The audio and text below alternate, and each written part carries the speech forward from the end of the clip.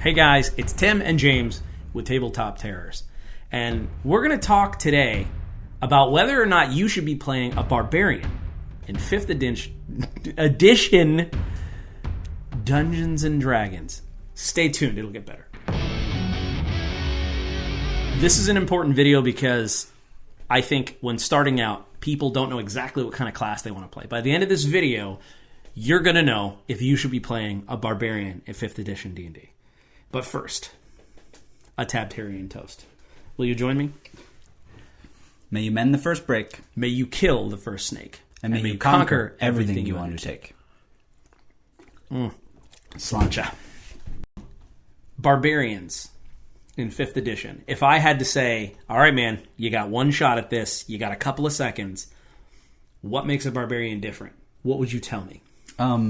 They don't wear armor, and they go into a rage. Like, that's both Barbarians in 5th edition and, like, I say in real life, but in popular culture. To me, that's a Barbarian. Is they get really mad, and for some reason, blades don't cut their skin the way they cut other people's skin. So the first question you need to ask yourself is, does that fit your play style? Raging, meaning you get frothing at the mouth, angry, and you're able to fight harder, last longer in combat, and you don't have to wear heavy armor, but you're tougher to hurt and kill. Yeah. So as well as, like, mechanically that's cool, you're also the guy that runs into battle with no shirt on for some Barbarians, and you don't take as much damage. Or girl.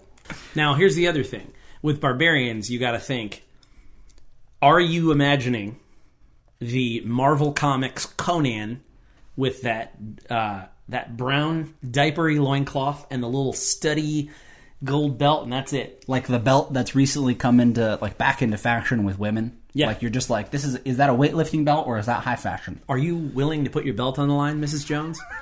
But I think what you need to do is push past that and think a Barbarian can come in many shapes, sizes, and forms. So let's talk now about what a Barbarian is as far as their living situation. So Barbarians in general, if you say he's barbaric, are people that sort of don't live in the normal society. They don't live in towns, urban centers with, built up brick houses with fires. They usually kind of live outside or, in general, in tribes, sort of in huts. Maybe there's a big fire in the middle, but they're covered in furs and they use Honestly, I feel like I liken them a lot to Native Americans. Sure. I can see that. That's kind of their style. Right. I think an important thing to realize is Barbarian in the terms of class and Barbarian of what people call Barbarians are different. Sure. And that's honestly, like, the term Barbarian is a very old Greek term. The Chinese also used it to basically mean someone who wasn't of the same culture. Like, in the Greek, it was people who couldn't speak Greek. You're a Barbarian. Yeah. And then in China, it was like the further you got from China, the more barbaric you were. So you can kind of play on those real world instances and say, what are you? Are you an outsider? Are you what some would consider uncultured? Exactly. But to you is a way of life. Like a Barbarian not living in a normal society is a sign of strength. So is that the kind of character you want to play? Do you want to evoke that you can wander and not be bound in by village boundaries? Exactly. Barbarians can kind of live anywhere.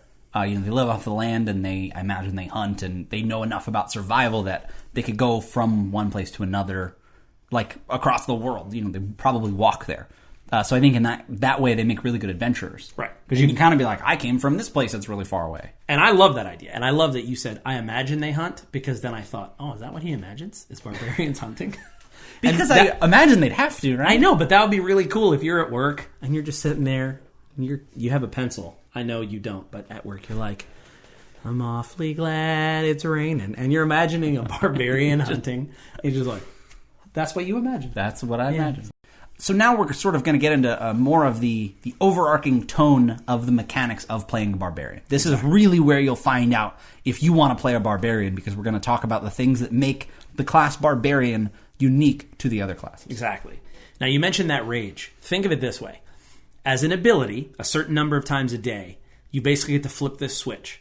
The rage means that you get stronger, you get harder to hit, you can hit harder, and there are different variations of it depending on what kind of Barbarian you are, but just think of it that way.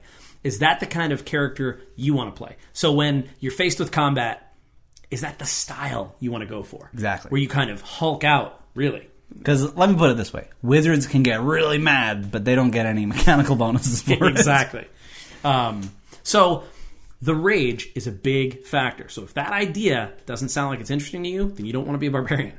Exactly. They also, 5th edition also plays on sort of that archetypal barbarian where they don't wear a shirt or, they have just the diaper. They have unarmored defense, which I think maybe monks get something similar to this. But the idea is if they don't wear armor, they're one of the few classes that gets a bonus. I think it's like their constitution or something. Basically, if they don't wear armor, it can be better for them depending on what your stats are. Right. Now, you can still use a shield, so you can kind of have that, again, because you're primal and it's about instincts and fury, the idea is that you're harder to hit because you're moving around, or when you are hit, it doesn't hurt you as bad. So when you're raging, that kind of plays a factor in too, where it's like, imagine a barbarian when they're done raging. I just imagine these like broken arrows sticking out of them, a hatchet in the meat of their shoulder. And so if that's a mental image that you're thinking, I want to be that person, then you need to be playing a barbarian. Exactly. One cool thing, sort of a quick side note, is you can still wear armor and there's no disadvantage. You just don't get the extra bonus. But it allows you to break away from the trope if you want to. If you want to be an armored barbarian that still rages and gets all the other abilities, there's nothing wrong with that. Exactly. So kind of the final thing we want to talk about is what kind of barbarian. In 5th edition, you get to choose different paths. So when you reach a certain level as a barbarian, you can choose one of two. I'm going to talk to you about the path of the berserker. Here's all you need to know. If you want to be someone who is violent, this is a blood-slick path to adventuring. This is ferocious, frenzied. You are a killing machine. That's it. Then you need to choose the path of the berserker and all of the things that come with that. What else? If I don't want to be this slick with blood, arrows sticking in me, frothing at the mouth barbarian, what else can I be? You can be what they call sort of a totem warrior barbarian. And you still get the rage and some of the other abilities we talked about before about not wearing armor. But rather than like really going hard down the path of you just dole out a ton of damage and you're all about every ability you get is basically based on this rage. It's more about sort of your communion with nature and this kinship for animals. It's more the wandering, lives in the woods type of barbarian. Again, still, shirtless, huge, muscle-bound man or woman that just strikes things down with, no remorse. No remorse. But it's more sort of that style, like I said earlier, of that, to me, like that Native American where they, go on spirit journeys and different things like that. Yeah, I think there's even an ability called Spirit Walker, and you get these different spirits like Spirit of the Wolf, Spirit of the Eagle, and things that those grant you.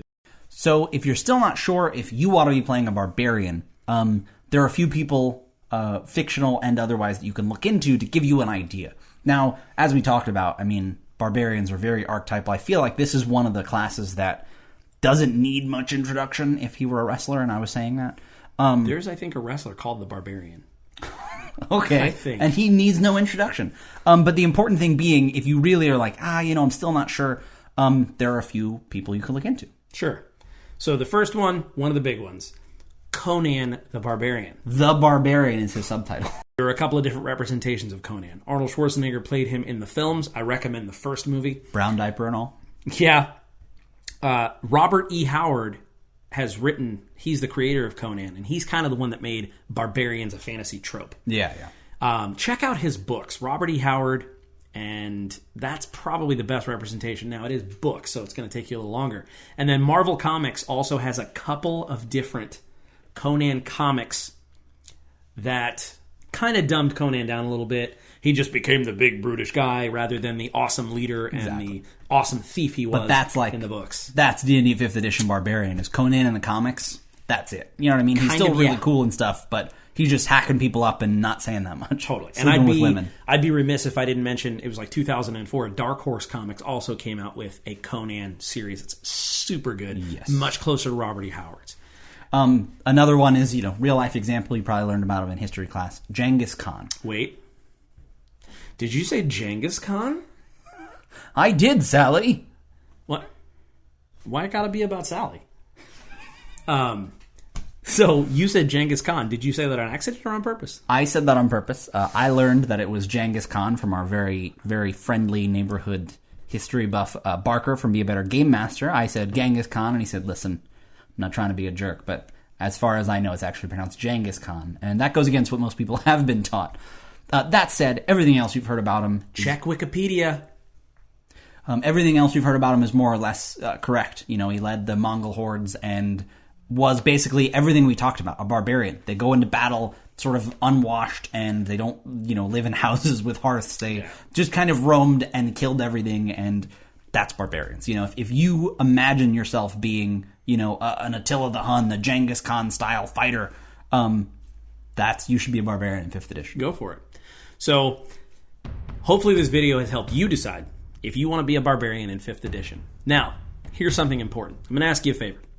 If this video is helpful to you in any way, I want you to push this circle. What's going to appear here, and it's going to be right between James's shoulders and mine. Yeah, you really backed yourself into a corner grammatically there. I did. Crush this button. If you want to be uncommonly good at D&D, and if you want to be hyper creative, that's what we're all about here at Tabletop Terrors. You have to subscribe. Also, check out this video that's going to appear right over my face. Or his face, depending on how I'm feeling when I edit this. But until next time, may your dice roll high. I want to evangelize you with my totem axe. Thought of a really funny joke. Some barbarians have totems. And if I was a barbarian, I'd say, I already told him 2 or 3 times. Totem 2 or 3 times. You messed up the thing.